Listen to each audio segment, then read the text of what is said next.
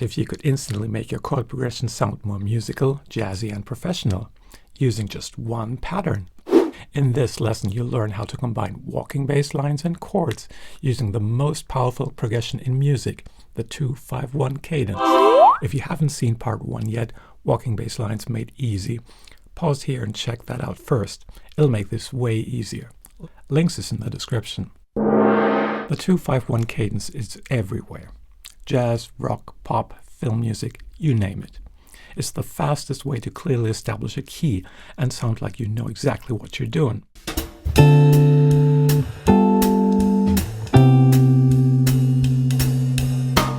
So the real question is, how do you actually use it in your playing? Let's break it down. The numbers 2, 5, 1 come from the major scale. Let's take the key of F. When we harmonize the scale into 7th chords, each chord gets a number, usually a Roman numeral.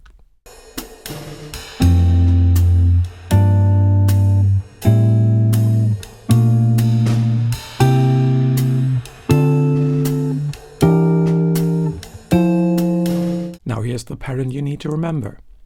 The 2 chord is always a minor 7.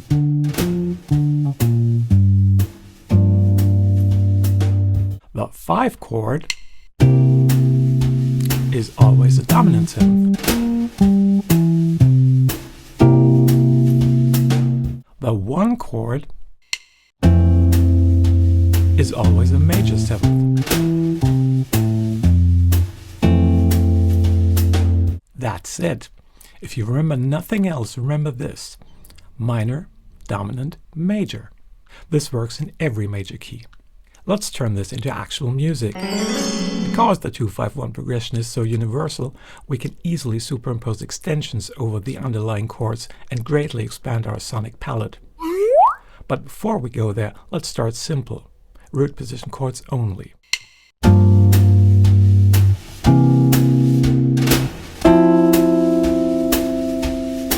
Now let's add a straight upward moving bass line.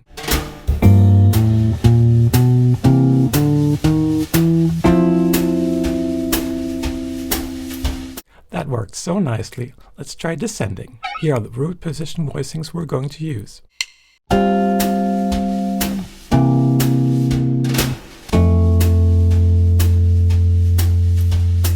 And now let's add the bass line.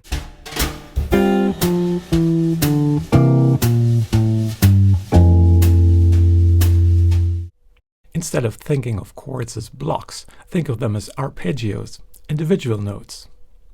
Here's G minor 7 as a chord and as an arpeggio.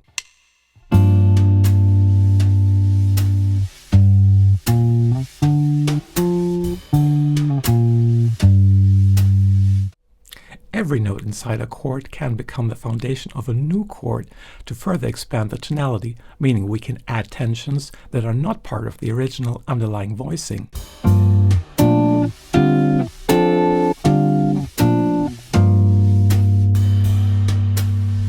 We can do the same thing for the dominant C7.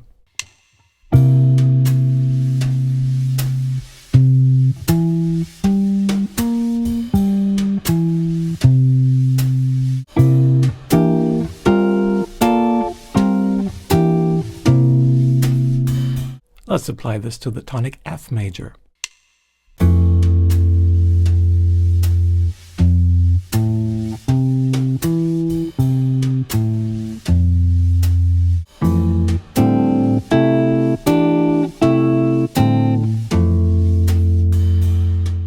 Listen carefully. This is where things start to sound pro level. Now we'll apply these sonic possibilities to our 2-5-1 progression. Let's play lines that start on the 3rd of each chord. Here are the chords we're going to use for our ascending line. And here's the line combined with chords.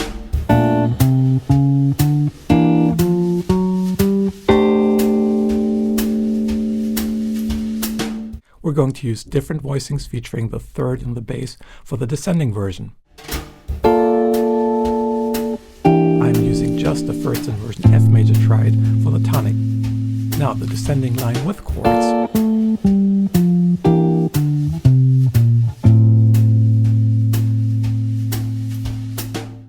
Starting lines on the third is a great way to open up the fretboard. It also allows for smooth voice leading. Starting lines on the fifth of the chord can be confusing. There's a trick we can use to remedy that confusion. But first, check out the chords we're going to use for the ascending line. For G minor 7, we use a D minor 7 11 voicing, and for C7, a G minor 7 11 voicing. It might sound unusual at first. As long as we don't contradict the underlying chord sound, we're going to be fine. Let's hear it in action.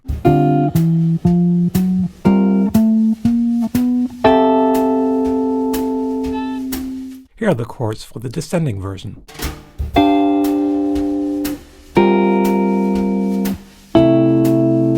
And now combined with the bass notes.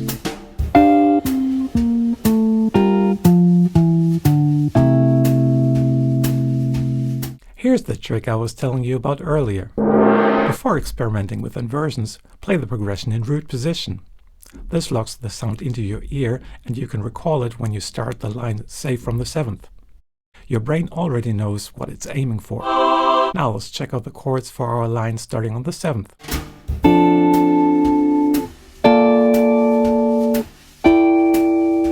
And here are the chords and the line combined.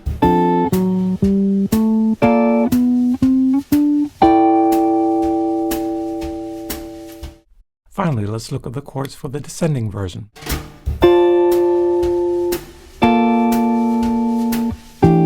And here's the line together with the chords.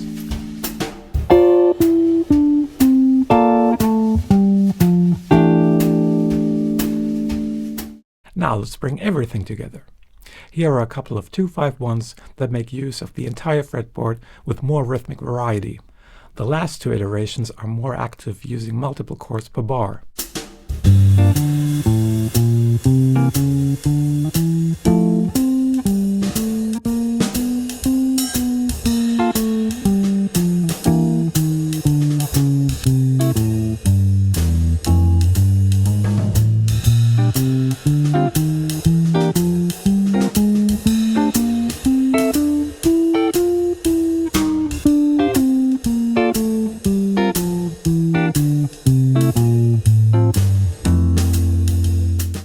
This is where your playing starts to sound alive instead of mechanical.